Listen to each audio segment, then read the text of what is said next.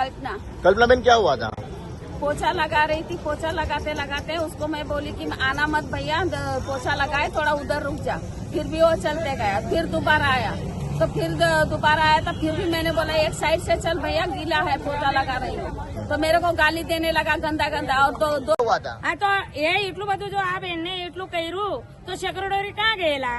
કેમ એટલું ગાર્ડ ગલે જે આપતા હતા ત્યાં સુધી સેક્રેટરી ગાર્ડ ક્યાં હતું? સેક્રેટરી ગાર્ડને શાના માટે મૂકેલા છે?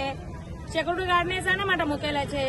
હે આવું કરાય સેક્રેટરીને? અમે જો માવસીને જો ઊંધું ચીંધું બોલીને જાય તો પછી સેક્રેટરી મૂકવાનું કારણ જ શું?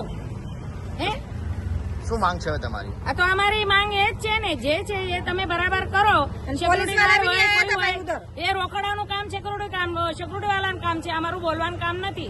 તો સેક્યુરિટી ગાર્ડ શું કરે પછી? હવારમાં અમે સફાઈ જો કરે તો સેક્યુરિટી નું ઉભો રહેવું જોઈએ ને. માર કોણે માર્યો? આ કલ્પનાબેન ને માર્યું. કેમ પોરકલાસ વાળાને ઇજ્જત નથી?